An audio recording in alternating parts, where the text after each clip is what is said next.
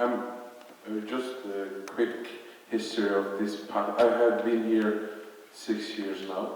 I have spent all these 6 years with activity with the local community, doing political activities, demonstrations, participating in panels in parliament, building relationships with NGOs, humanitarian organizations, to send aid to northeast Syria specifically, because this region has been ignored over 6 years of 9 years of Syrian conflict and before. What I just want to focus on is what can we do here in Manchester or in UK, and how can we be effective. So the main important thing is to engage with our local MPs so they could speak up in Parliament and they could put pressure on the government and other ministers. So obviously now we have everyone busy with Brexit, with general elections on 12th of December, but that's okay. We could still do for the new candidates of each party or the independent ones to work with them. The main thing is to raise awareness of the situation of northeast Syria, because there are many media manipulations going around and trying to link the Turkish invasion to that Turkey is waging a war because there is a presence of PKK, which is on the list of the US, UK, European Union and Turkey, of course. But that's not the case. We look at the outcomes of this invasion. There are more than 300 people have been displaced. With this invasion, more than 250 fighters who have already fought against ISIS, and now they have been killed by the Turkish airstrikes and those with Turkish support, such as the Syrian National Army. So things we can do here are really to put pressure on our government, not only our government, our local institutions, such as our council. Our councils are our local governments. Lobbying is the main important thing, but there is the question of legitimacy of the Northeast Syria administration. There is a local autonomous, self-autonomous government running the area of Northeast Syria, or Western Kurdistan as we call Rojava. So this government, this self-determination government, is not recognized internationally, is not represented in any peace talks about Syria, and they actually, with the Syrian Democratic Forces, they control about 30% of Syrian lands. Many people are happy, and they are not only Kurds, but also Arabs, Assyrians, Christians, Yazidis, other minority groups are living, and other religious groups are living in this region. So the question of legitimacy is preventing many aid organizations, many NGOs, many humanitarian organizations to carry on in the region. For example, we saw when the Turkish army started the attack on 9th of October, all the humanitarian organizations pulled out from the region, and now it's only the Kurdish Red Crescent is left in the region. So if any one of us here knows any NGOs, humanitarian work aid, we could put them in direct connection with the administration over there, not through other governments, because this is a real issue.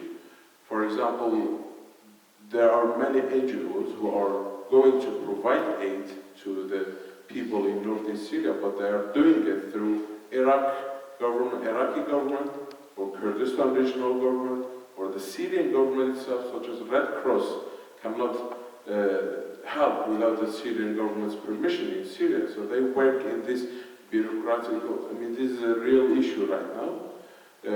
So they can get in contact directly with the administration there. There is an establishment there. They have three powers: legislative, executive, and judicial powers, and they are in place. There is a foreign committee who deals with such things, with those humanitarian organizations coming into the area. Not only that, a few days ago, a British delegation from the foreign ministry was there in northeast Syria. They returned 3 children of ISIS fighters, ISIS family. They're British citizens, of course. They returned them to UK, and that was done through the foreign committee of this administration.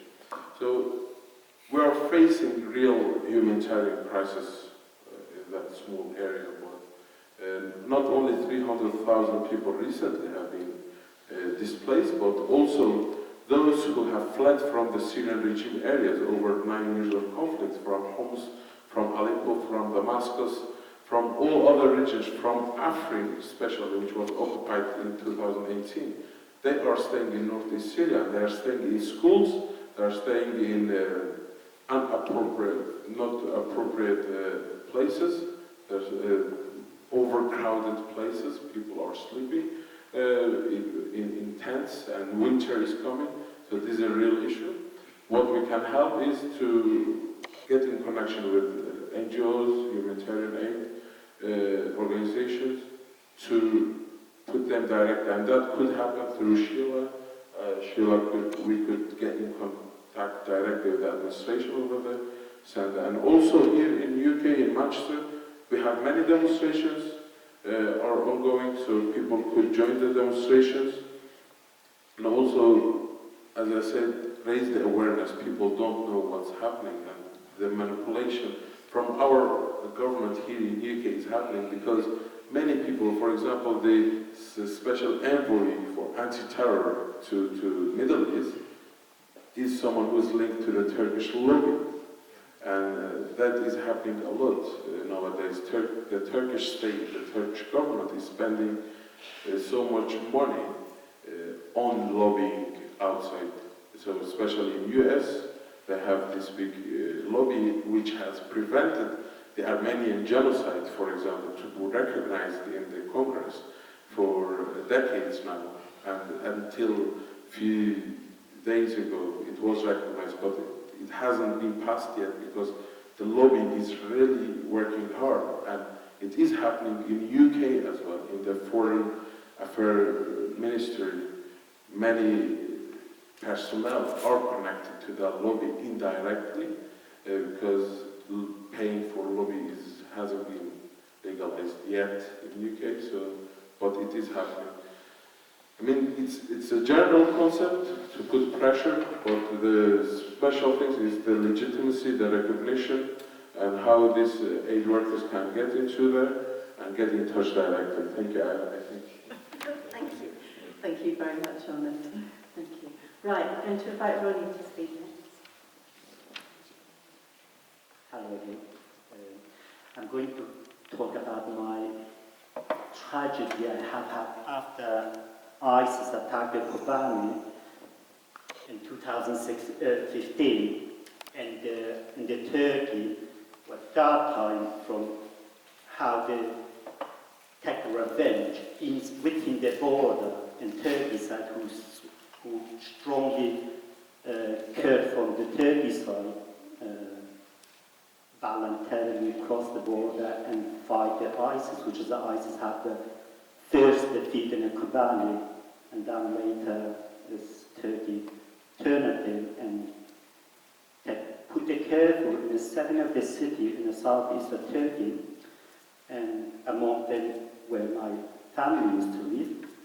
And 2016, the house being demolished, and within short time, I lost 7 members of my family, including father, brother, and my nephew, and 4 cousins, which is the cousin my cousin was, and 5 of them was aged between 14 to 23.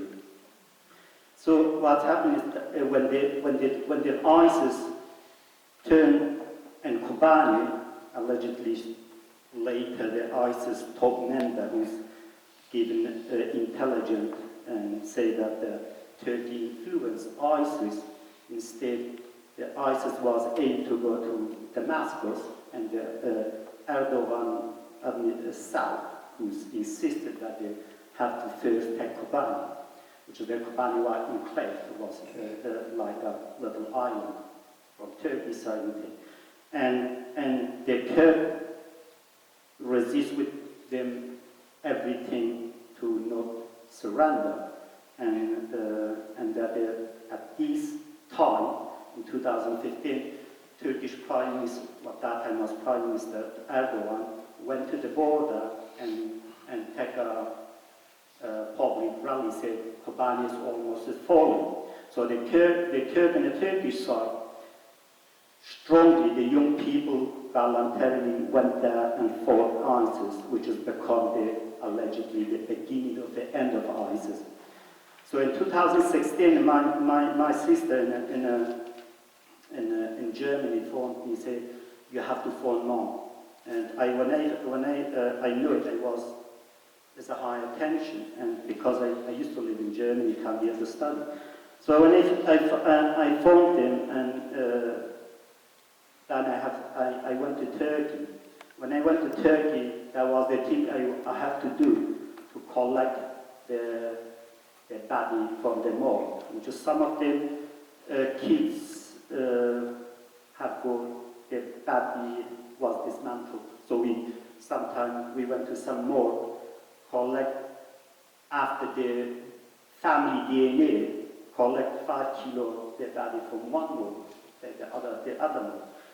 So, and